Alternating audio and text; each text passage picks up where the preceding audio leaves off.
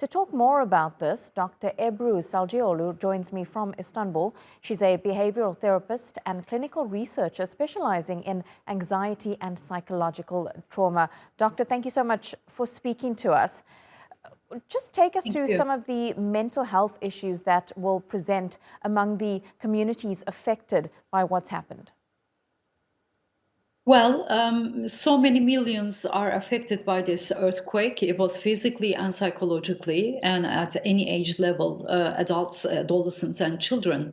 So there will be traumatic stress reactions in response to exposure to earthquakes and losses it's caused. People are exposed to devastation and some grotesque scenes and people who are dead and trapped under the rubble. So these will have lingering effects on people's psychological health. So we'd expect some people to recover from these effects on their own. But many other will continue to experience difficulties, psychological difficulties in the long run. And the first of which, as I said, will be probably post-traumatic stress reactions. They will be re-experiencing the earthquake in the form of thoughts, memories, and sometimes images and nightmares. They will be distressed upon reminders of the earthquake. They will be psychologically and physically reactive to such reminders, such as sights of the rubble, and when the rubble are taken out, the empty spaces of the buildings that once stood there. They will have probably avoidance of many reminders of the earthquakes, as well as thoughts and memories of it. So hypervigilance, exaggerated startle responses are among the other problems that we will be seeing. The primary emotion will be fear. So many people will continue to be afraid of other earthquakes happening, but they will be also afraid of other reminders of the earthquake, even though they do not pose any further threat to their safety. So fear will be prominent in the coming months and even years. And doctor, what kind of treatment have you worked on to help earthquake survivors in particular, especially here in Turkey? Well, after the 1999 earthquakes in Turkey, we set up a large-scale project to deliver treatment, psychological treatment services to earthquake survivors. What we came up with was a mental health care model. This model was based on treatments, psychological treatments that were shown to be effective in the recovery of traumatic stress responses, as well as traumatic grief reactions.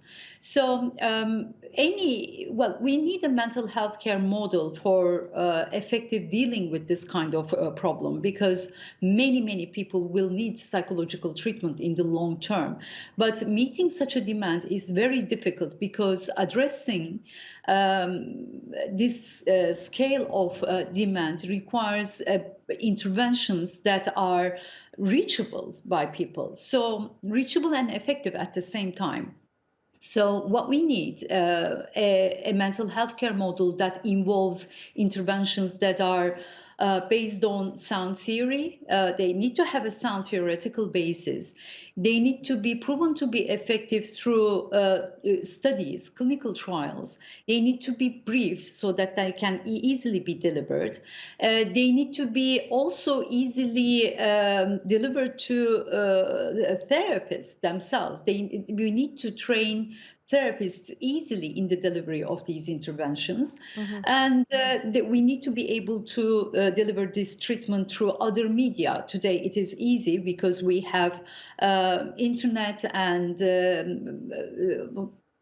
smartphones and applications on these phones. So it is easier. So the kind of treatment that we developed actually was based on these principles, and we conducted studies with hundreds of earthquake survivors in Turkey, and we were able to show that a brief behavioral intervention focusing on fear and increasing sense of control on survivors is effective in dealing the traumatic stress reactions of earthquake survivors in Turkey. And Doctor, when we talk about the survivors of this particular earthquake, it's not just the survivors having to go through this. The whole country is living through this, especially those who have lived through the 1999 earthquake that was here in Western Turkey.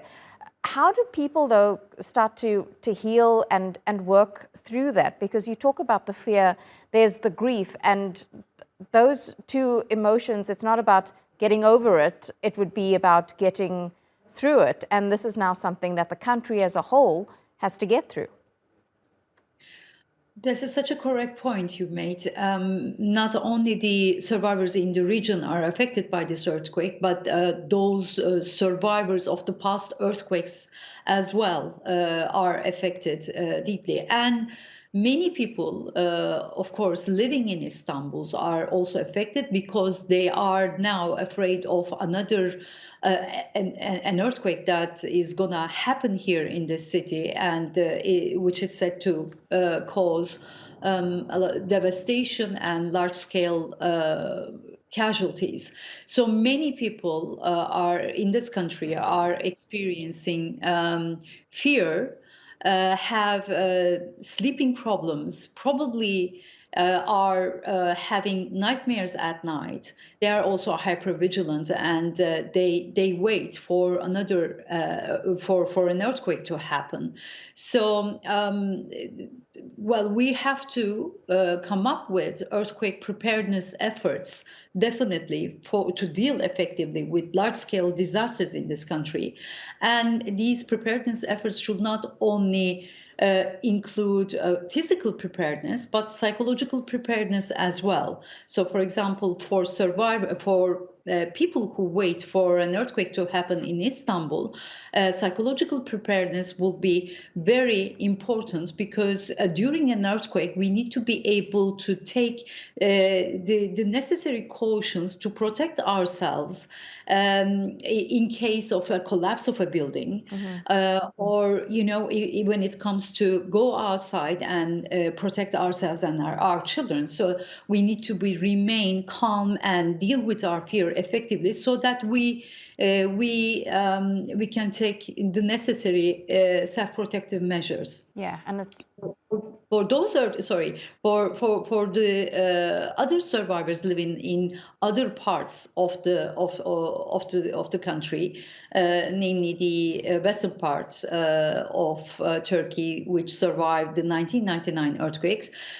Some of the traumatic reactions of people will definitely recur, so they need to be able to perhaps overcome their fear once again through psychological therapy or other means.